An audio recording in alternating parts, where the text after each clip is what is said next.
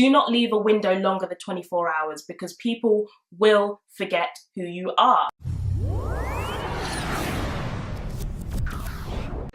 Hello and welcome back to my channel. So earlier this week, a friend of mine asked for some advice from me as to how best to prepare and to do well at a networking event. And the advice that I gave to her, she found it very useful, and I thought, you know what? I'm gonna make a video because it might be able to help some of you guys out there. So yeah, sit tight. And these are my 3 top tips for successful networking. Tip number 1 would be an elevator pitch. An elevator pitch is the 20 seconds in which you have to introduce yourself when you meet someone new. And it can't be any longer than 20 seconds. So you will want to prepare, before you go to this networking event, you want to prepare a pitch to sell yourself, introduce yourself. You want to be able to say your name, what it is you do, why it is you've come to this networking event, and also I would say you want to add something of value to the person that you're meeting. So maybe try and think of a way that you can help that person that you're talking to, whether it be your time or your knowledge or even just your enthusiasm. You want to add value to every single person that you meet. So yeah, practice beforehand, and the more networking events you go to, the better you'll get at selling yourself and giving that elevator pitch. Top tip number 2. Business cards. Make sure you get yourself a business card. I remember when I was starting out, I thought to myself, oh, you must have to have a business in order to have a business card. That is not true.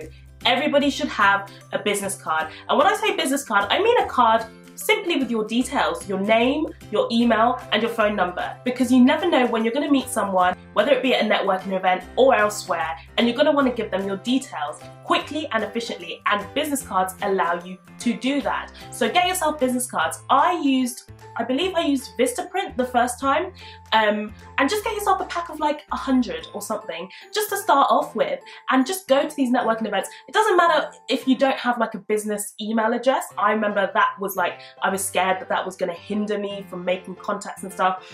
But I didn't care. I just put my Hotmail account details on there, and it worked. People do email you. You'll be surprised how many people will contact you if you give them your business card. So make sure you have business cards when you go to any networking event. And with regards to receiving business cards, make sure you always ask for other people's cards as well.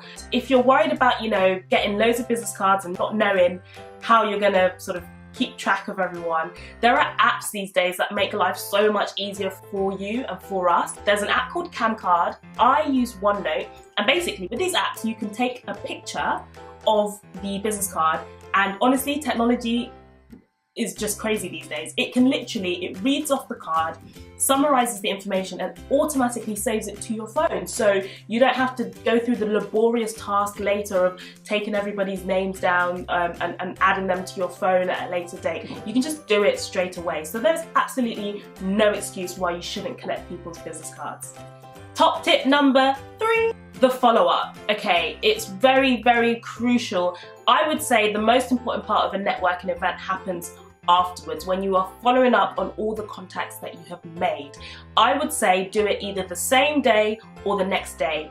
Do not leave a window longer than 24 hours because people will forget who you are. So email them immediately when you get home or the next day. I have like a template email written up, so all I'd need to insert is their name and maybe an anecdote of something that I've remembered of them. Say something like, oh, I hope you have fun at sailing this weekend.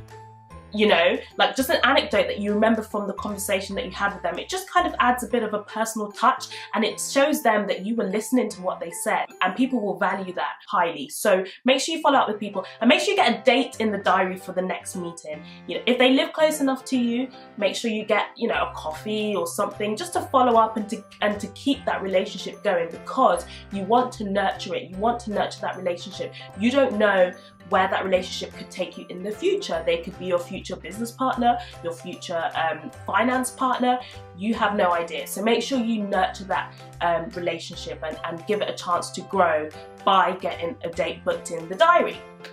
So those are my 3 tips for successful networking. But before I leave you guys, I wanted to give you 3 more tips as to what not to do when you're at a networking event. So number one, don't forget a pen. You'd be surprised, with all the technology around us these days, it's very easy for people to forget something as simple as a pen. You never know when you'll need to jot down someone's details really quickly, or jot down what it is that you're listening to at this event. So don't forget a pen. Number two, don't forget to work the room. Don't get stuck talking to one person for the whole time. You want to put yourself in front of and introduce yourself to as many people as you possibly can.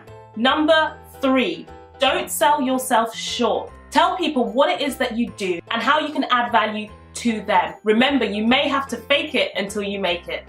Unfortunately, that is it for this video. Thank you so much for watching. I hope you found it useful. If you did, please give it a thumbs up and don't forget to subscribe for new content every Sunday. Okay, see you next time. Bye.